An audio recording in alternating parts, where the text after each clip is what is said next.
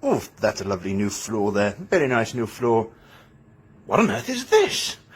Could it be mead? Yes, we have now got mead ready in stock for when you guys get back to us here. House mead's £15 a bottle, and the fancy stuff's going to be £18 a bottle. We'll work on some glass sizes for you. But until then, this looks like a good opportunity to talk about mead for a while. So yes, as you can gather, we are now got a full stock of our mead ready for when we open, which hopefully won't be too much longer, but who knows, we'll find out from the powers that be. But I thought this gives us an opportunity to do another I talk about a random fact about history and pubs for 5-10 minutes, and we might as well do one on the history of mead. So what is mead, for those of you who don't know? Mead is a honey-based wine, effectively. You take your honey, and you take your water, and you mix it together, and you ferment it into an alcoholic sweet drink. Most commonly known with the good old Vikings with their horns, where they would be drinking it and talking about Valhalla and all that sort of jazz. But it's not technically a Viking drink. For reference, yes, the Vikings drank a lot of it, and it was a huge part of their culture, but it was actually invented many thousands of years before that. The first reference we have to that is actually ancient Egypt. Mummies were often buried, or pharaohs often buried with jars of honey. Honey was used in the preservation process, and when you've got that much sweet stuff hanging around, it's only going to be so long until someone decides, let's ferment it and get wasted on it.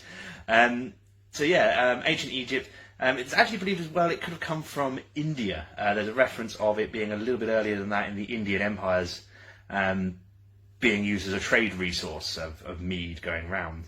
So potentially originally invented in India, become very popular in the Egyptian culture. There's a little bit of use of it in China, but not as heavily as all the others. And then it migrates its way into Europe. And this is where we start getting our old tables of the Vikings swilling mead all day long and getting wasted. And it actually became a massive part of their culture. And a good example of this is, get ready for a word we get from pubs and drinking, honeymoon. When you get married and you go out on your honeymoon, why is it called a honeymoon? Vikings. So, traditional gift for a newly married Viking couple was a month's supply of mead, or a moon cycle. You know, one cycle of the moon is 1 month, so honeymoon, honey for one rising and closing of the moon. And the concept behind that was, here you are, a lovely young couple, have some lovely mead, get shit-faced and do it until you make a baby. Literally, that was the concept of it. And there's actually parts of the old Viking culture that if they gave birth to a child fairly quickly after they got their mead, you have to go back to the man who made the mead and give him a bit of extra money, because his mead obviously had such great fertility properties that you had to give him a bit more money. Also, if he produced a male heir, you had to go and give him a little bit more money. And he'd then be able to go, oh, look at this, my mead. Look at Magnar the Great. He had 2 handsome boys because he was drinking my mead. Buy my mead, it's better for you, and it'll give you plenty of good hearty sons. Which is a tradition that goes, for hundreds of thousands of years. There's little tricks and superstitions that would, if we can produce this heir or this, Napoleonic era, everyone was obsessed with having daughters, but medieval period and most times after that, everyone's obsessed with having a nice, healthy son to carry on the family name and the family traditions. On a tangent, because I like my tangents, this is actually a massive thing in falconry as well. So, early falconry, you would have them at a wedding of a new couple. And you'd get a barn owl normally, because they're also known as the lovebird, by the big heart shape on their shield and their face. But it was tradition to have a falcon or a barn owl fly over the newly wedded couple to sort of seal their matrimony and all that. And if the bird flew over the man, it meant that the first child was going to be a man. And if it flew over the woman, the first child was going to be a woman. Simple as that. Now, much like the mead makers going, I can make a bit of money on this by saying all that, they used to go up to the best man and go, "Hey mate, you know I can control where the bird flies, right? If you wanted to have a boy, give me a couple of extra shillings and I'll make sure it flies over the man."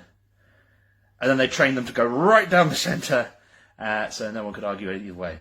But that's a tangent. That's just a fun bit of tangent. But yeah, mead. Back to mead. So yeah, mead was a hugely important thing. It's used in all sorts of festivals and celebrations that we have in the Viking culture. And that's sort of just how it's really stayed. It then sort of goes out of fashion because it's expensive. Mead is very, very expensive. You know, to make all that honey and all that, you need a lot of bees and a lot of process and all that. But yeah, we then get a bit further on in the history, and fun fact for you, mead ruined America. Sounds odd, I know, but hey. Yeah, mead, Eastern European settlers going over there to make a new life in America. What do they bring with them? They bring with them bees, so they can make honey. America's ecosystem did not need bees until we sort of got there and started making honey, and they became a nuisance. So yeah, the bee movie, not so true on the whole logic of we need bees and all that. Obviously we do over here in Europe, but in the Americas and places like that, they're an invasive species brought over because of mead. And yeah, so that goes out of fashion. We move more onto ales and grain beers and wines that we can make products we grow, instead of having to look after thousands and thousands and thousands and thousands of bees, and then them going off and causing all sorts of nuisances in the local wildlife and all that. And it's only sort of recently that it's come back into popularity. Things like the Vikings have become more popular. Game of Thrones has really helped with, you know, mead and that, and everyone now wants to drink mead and all this. And as you can see from the previous start of this video, we now have plenty of mead here for you to try. Loads of you, when we've had it in before, have loved it. And we're going to try and make sure we always keep a good stock of it now.